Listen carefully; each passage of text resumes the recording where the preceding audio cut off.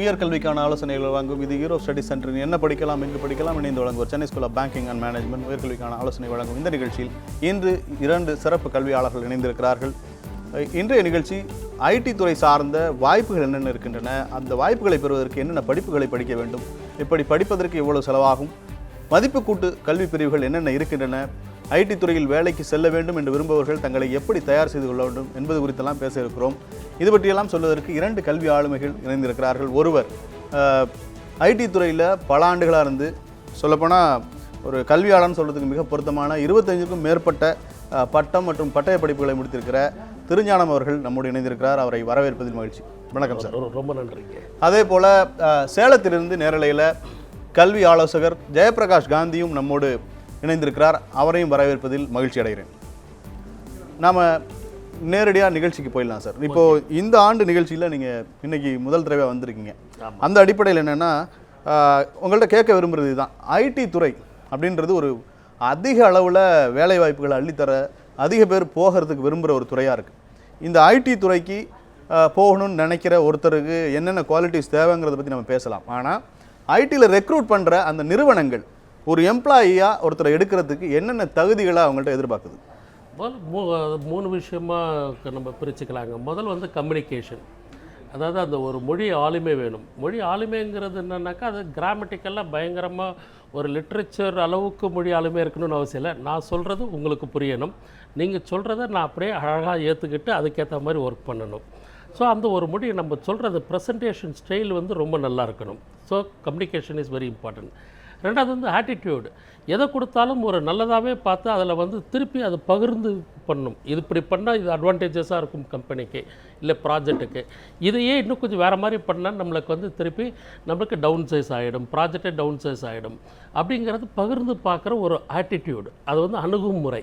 ஒரு ப்ராஜெக்டையோ இல்லை ஒரு இஷ்யூஸ் ஒரு சொல்யூஷன் ஒரு ப்ராப்ளம் இருக்குன்னா அதை அணுகிற முறை. ஸோ அது 2. மூணாவது என்னென்னு கேட்டாக்கா டீம் ஒர்க். நம்ம யார் எதை பண்ணாலும் கூட சேர்ந்து வேலை செஞ்சு அவங்களையும், அதாவது பறவை ஒன்றா பறக்கிறப்ப ஒன்று சரியில்லைன்னா விட்டுட்டு அழகாக அதே ஸ்பீடில் போய் ஒரு டெஸ்டினேஷன் ரீச் ஆகும். அந்த கூட அப்படியே அந்த டீம் ஒர்க்கை அனைத்து அப்படியே கொண்டு போகிற ஒரு பக்குவம், இது 3 ரொம்ப முக்கியமாக பார்க்குறோம். நிச்சயமாக ஐடி துறை சார்ந்த ஒரு எம்ப்ளாய்க்கு இந்த தகுதியெல்லாம் இருக்குங்கிறத ஐடி நிறுவனங்கள் எதிர்பார்க்குன்னு சொல்லியிருக்கீங்க. நம்ம அடுத்தபடியாக சமூக வலைத்தளத்தில் கேட்கப்பட்டிருக்கிற ஒரு கேள்விக்கான பதிலை பார்க்கலாம். சிலம் அரசு அப்படின்ற ஒரு கேள்வி கேட்டிருக்காரு. My cutoff is 195. I am from SC community. Can I get BTech CSC in CEG or MIT அப்படின்ற அந்த இதில் கிடைக்குமா அப்படின்னு கேட்டிருக்காரு. ஜெயபிரகாஷ் காந்தி சார், அவருக்கு கிடைக்கிறதுக்கு வாய்ப்பு இருக்கா?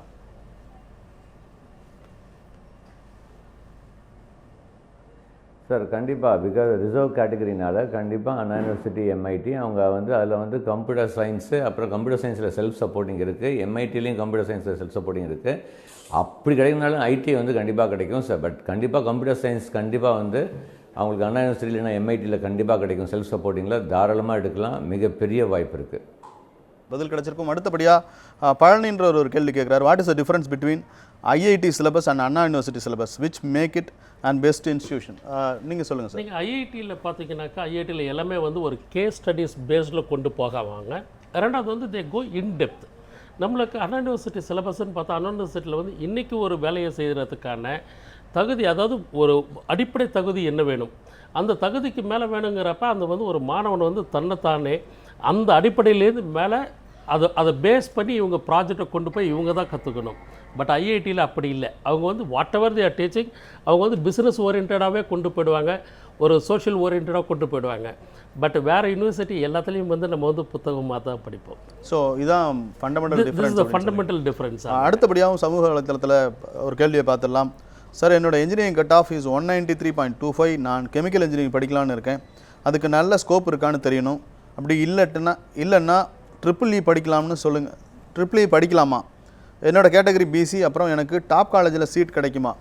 இதை பற்றி சொல்லுங்கன்னு சொல்கிறாரு ஜெயபிரகாஷ் காந்தி சார். இவருக்கு உங்களோட ஆலோசனை என்ன?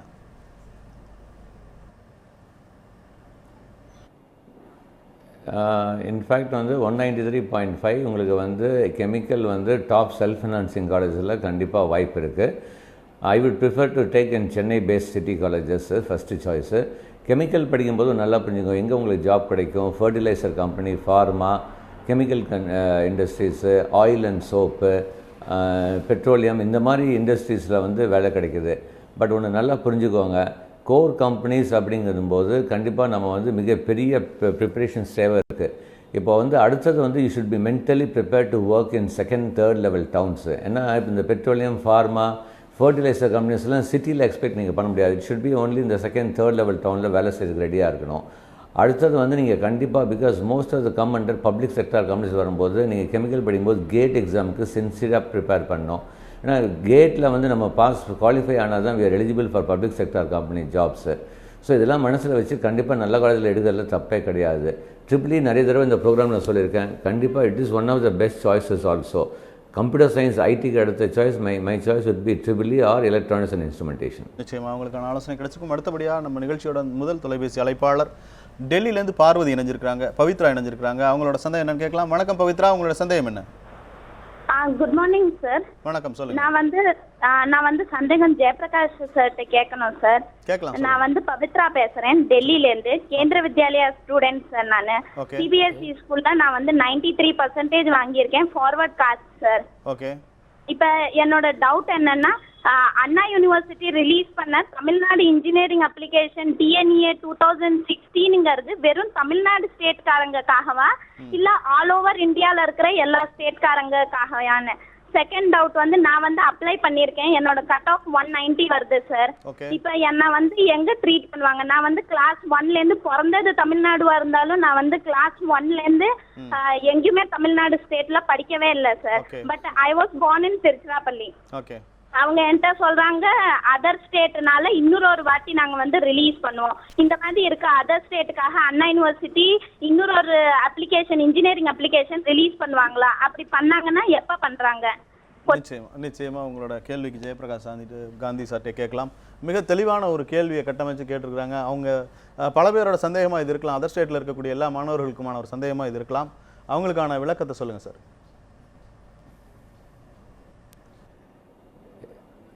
இல்லை, ஃபஸ்ட்டு வந்து என்ன ரெகுலேஷன்னா 8th 9th 10th 11th 12th இந்த 5 years வந்து தமிழ்நாட்டில் படிச்சிருந்தா நேட்டிவிட்டி சர்டிஃபிகேட் வேண்டியதில்லை. அவங்க எந்த காஸ்ட்டு எந்த மொழியிலேருந்து இந்தியனாக இருந்தால் போதும். அதே வந்து நீங்கள் ஏதாச்சும் ஒரு இந்த 8th 9th 12th வரைக்கும் நீங்கள் வந்து வேறு மாநிலத்தில் படிச்சிருந்து நீங்கள் வந்து தமிழ்நாட்டில் வந்து நீங்கள் உங்களுடைய நேட்டிவிட்டி சர்டிஃபிகேட் இருந்தால் கண்டிப்பாக ரெகுலர் கலந்தாய்வில் நீங்கள் கலந்துக்கலாம்.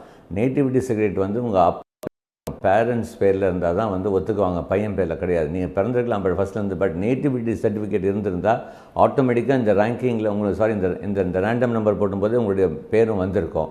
இப்போ நீங்கள் வந்து நீங்கள் நேட்டிவிட்டி சர்டிஃபிகேட் அப்ளை பண்ணலன்னு நினைக்கிறேன். அதனால் இப்போ வந்து நீங்கள் அதர் ஸ்டேட் கோட்டா, அண்ணா யூனிவர்சிட்டியில் அதர் ஸ்டேட் கோட்டாவுக்கு வந்து ஒரு அரௌண்ட் 50 seats இருக்குது, 51 52 seats இருக்குது. வந்து 4 டிவிஷனாக பிரிக்கிறாங்க, சவுத்து, நார்த்து, ஈஸ்ட்டு, வெஸ்ட்டு. அதுக்கு அந்த 52 seats தான் இருக்குது அதர் ஸ்டேட் கோட்டா. அந்த அதர் ஸ்டேட் கோட்டாவில் நீங்கள் வந்து வருவீங்க. அதர் ஸ்டேட் கோட்டாவில் வந்து இந்த பேஸ் பண்ணும்போது பர்டிகுலர் கோர்ஸு, பர்டிகுலர் காலேஜு எத்தனை சீட் அலாட் ஆகும்னு சொல்லவே முடியாது. அது வந்து கம்ப்யூட்டர் பேஸ்ட் அலகேஷன். இப்போ நீங்கள் அதை பண்ணும்போது 190 நீங்கள் அதர் ஸ்டேட் கோட்டா ஆகும்போது அதர் ஸ்டேட் கோட்டாவில் அண்ணா யூனிவர்சிட்டியில் உங்களுக்கு இந்த 190 கட் ஆஃப் கிடைக்கிறது வாய்ப்புகள் ரொம்ப கம்மி. சார், நிச்சயமாக அவங்களுக்கான விளக்கம் மட்டும் இல்லை, பல பேருக்கான சந்தேகத்துக்கும் இது பதில் வச்சிருக்குன்னு நினைக்கிறேன். அடுத்தபடியாக திருவள்ளூர்லேருந்து உமா இணைஞ்சிருக்காங்க. வணக்கம் உமா, உங்களுடைய சந்தேகம் என்ன? Sir morning sir. வணக்கம், சொல்லுங்க சார். ஒரு எங்க பொண்ணு வந்து சார் +2 முடிச்சிருக்கா சார். ஓகே. 1041 மார்க் எடுத்திருக்கிறா. சரிங்க. நாங்க அலைடு ஹெல்த் சயின்ஸ்னா என்ன, அது விரிவாக்கம் கொஞ்சம் சொல்லுங்க சார். ஓகே. பிஃபார்ம் இது ரெண்டுத்துல பிஃபார்ம் நல்லதா இல்ல அலைடு ஹெல்த் சயின்ஸ் நல்லதா சார்? இது ரெண்டுத்துல ஓகே எது படிச்சா நல்ல ஸ்கோப் இருக்கு சார்? அதை கொஞ்சம் சொல்லுங்க சார். வித் கம்ப்யூட்டர் சயின்ஸ் எடுத்தா சார் குரூப். ஓகே. இது ரெண்டுத்துல கொஞ்சம் சொல்லுங்க சார். ஏற்கனவே அவங்க படிச்சிருக்கிறது கம்ப்யூட்டர் சயின்ஸ்னு சொல்றீங்களா? ஆமா சார், கம்ப்யூட்டர் சயின்ஸ் வித் இது sir science sir, biology group sir, maths கிடையாது. ஓகே. அவளுக்கு வந்து அதான் sir allied science, health allied சயின்ஸும் பிஃபார்ம், இது ரெண்டுத்துல எது சார் ஸ்கோப் நல்லா இருக்குது? இவங்க வந்து எதை படிக்கலாம் சார்? உங்களோட நீங்க சொல்ற ரொம்ப தேங்க்ஸ்மா அந்த கேள்விக்கு. ஏன்னா நிறைய பேருக்கு இதுவே ஒரு பெரிய குழப்பம். இப்போ அலைடு ஹெல்த் சயின்ஸ் படிச்சிருக்காங்க, ப்ளஸ் காமர்ஸ் போகணுன்னு ஆசைப்பட்றீங்க. ரெண்டுமே வந்து இல்லை, ஆக்சுவலாக என்னென்னா அவங்க கம்ப்யூட்டர் சயின்ஸ் படிச்சிருக்காங்க, +2ல அந்த குரூப் எடுத்திருக்காங்க. ஆமாம், அவங்க அலைடு ஹெல்த் சயின்ஸ் படிக்கலாமான்னு பார்க்குறாங்க, இல்லை காமர்ஸ் போகலாமான்னு. ரெண்டுமே வந்து அதை தான் நான் பாராட்டுறேன். ஏன்னா ரெண்டுமே வந்து ரொம்ப அருமையான டிவிஷன்ஸ். ஒன்று வந்து அலைடு ஹெல்த் சயின்ஸ் படித்தாங்கன்னா அதுக்கப்புறம் வந்து அவங்க டிகிரி எடுத்துகிட்டு அதுக்கப்புறம் மேலே படிக்கிறப்ப வந்து பயோடெக்கில் கூட போகலாம். ஃபுல்லாக வெட் லேப், ட்ரை லேப் அந்த பிரித்து அந்த 1 இயர் கோர்சஸ் அந்த மாதிரி கோர்சஸ் போய்ட்டு ஸ்பெஷலைசேஷன் பண்ணலாம். இல்லைனாக்கா அவங்க பிகாம் படித்தாங்கன்னா பிகாம்ங்கிறது உலகம் இருக்கிற வரைக்கும் அக்கௌண்டன்சி இருக்கும். And there is big scope for that. ஏன்னா எல்லாருமே 80% 90% வாங்கிட்டு மேலே இன்ஜினியரிங் மெடிக்கல் தான் பார்க்குறாங்க. கொஞ்சம் கீழே வாங்கினவங்க இல்லை என்ன பண்ணுறது அடுத்ததுங்கிறவங்களுக்கு B Com is the good option. நிச்சயமாக ஜேபி சார் அவங்க வந்து இன்னொரு முக்கியமான விஷயத்தை கேட்டாங்க. என்னென்னா அலைடு ஹெல்த் சயின்ஸ்னால் என்ன, அதில் வந்து பிஃபார்முக்கான வாய்ப்புகள் என்னன்னு சொல்லிட்டு நீங்கள் இந்த விஷயத்துக்கு என்ன சொல்ல விரும்புகிறீங்க?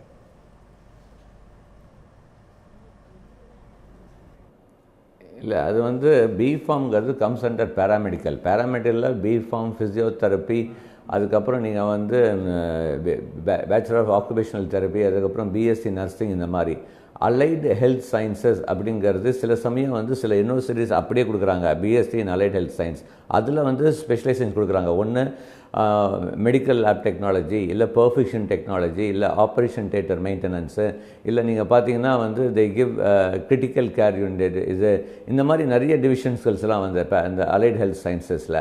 ஸோ வந்து இதில் வந்து நல்லா புரிஞ்சுக்கோங்க, அலைடு ஹெல்த் சயின்ஸில் வந்து படிக்கிறதுல ஒன்றும் தப்பு கிடையாது. அதில் 3 இயர்ஸ் போட்டு சில பெரிய ஹாஸ்பிட்டல் சார்ந்த யூனிவர்சிட்டிஸ் என்ன பண்ணுறாங்க, 3 இயர்ஸ் கொடுத்து 1 இயர் இன்டர்ன்ஷிப் கொடுக்குறாங்க, 4 இயர்ஸ் கோர்ஸு.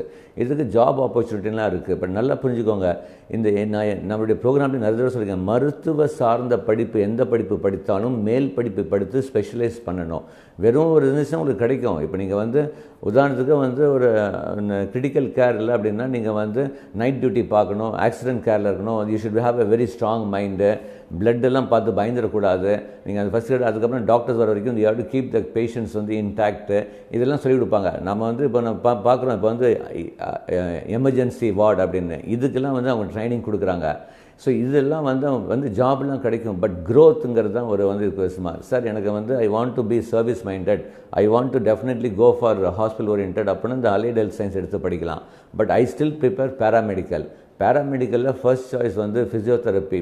ஃபார்மசியே நான் செகண்ட் கொண்டு வரேன்னா இந்த ஜினோமிக்ஸ் மாதிரி வந்து ரிசர்ச் இப்போ ஃபியூச்சரில் பெரிய லெவலில் வருது. இப்போ பார்த்தீங்கன்னா யூஎஸில் வந்து ஃபார்மசிக்கு ஜாபே கிடைக்க மாட்டேங்குது. பிகாஸ் ஆஃப் இந்த ஜினோமிக்ஸ் உடைய ரிசர்ச், டிஎன்ஏ உடைய ரிசர்ச் வந்து வெரி அட்வான்ஸாக போகும்போது. ஸோ அப்படி பார்க்கும்போது ஃபிசியோதெரப்பி, பேராமெடிக்கலில் physiotherapy can be very first choice. But physiotherapy படித்தா கவுன்சிலிங்கில் எடுக்கும்போது ஹாஸ்பிட்டல் சார்ந்த கல்லூரி எடுக்கணும்.